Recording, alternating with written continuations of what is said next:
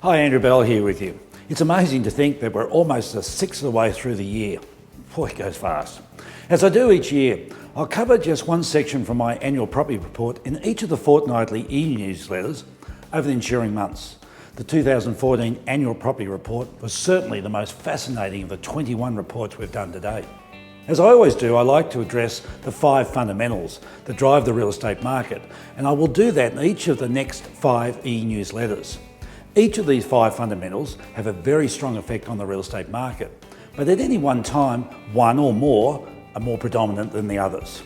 Today, we're going to have a look at our gross domestic product, our economy. Australia is in a tricky and challenging multi-year transition from an economy driven by mining back to a traditional broad-based economy. That's the contextual issue.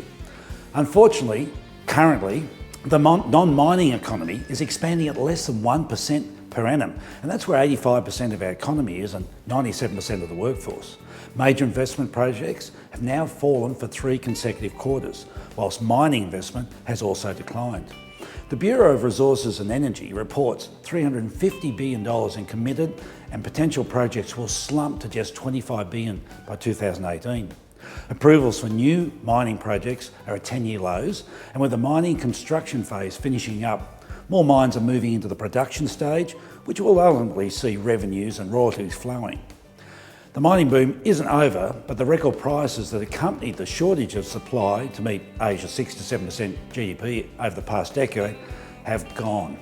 So we will avoid a recession during this transition period if we prevent a fall below 8% in the national total capital expenditure. Federal and state governments are setting out to boost the infrastructure spending in other areas such as transport, including roads, harbours and airports such as Badgerys Creek. Pleasingly, there's $138 billion in non-mining capital expenditure projects, which is a significant pipeline of work to offset the looming pothole from the declining mining construction. However, the reality is Australia is likely to face 3 years of below average economic growth as our dependence on the mining phases out and business investment slowly gathers momentum. We know critical to stimulating parts of the economy, such as manufacturing and the export industry, is for a low Australian dollar, and our Reserve Bank has set the target of 85 cents. So watch that one carefully. Issues of rising unemployment are a byproduct of this transition period, as is the direction of interest rates, and I'll touch on each of those separately in upcoming reports, as they are the second and the third fundamental that drive the real estate market. We have to remember we still haven't got out of the grasp of the global financial crisis, although it's pleasing to see that the global clouds are slowly clearing. The IMF announced that they will be revising upwards the global forecast of economic growth. Interestingly, Australia was once regarded as one of the best performing economies during the global financial crisis. But now we're seeing other economies starting to pick up, and we're starting to look like the odd one out as those other economies get real momentum, and it makes our economy looking somewhat sluggish. Australia is also now in a tricky situation where our tax revenues and other government revenues are now well below government expenditure. You can't keep operating with deficits indefinitely, and of course, we now have a debt to be paid off. The current government's focus on mending the budget will take years, and we're not going to see any spare cash in that period of time. In fact, we're likely to have substantial deficits for years to come, and this will be a further brake on our economy.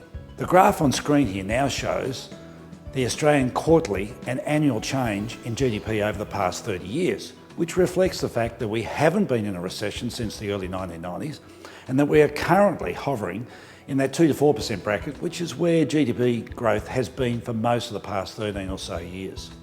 So in summary, an unspectacular economy at present, but one that's kept us out of recession right throughout the global financial crisis.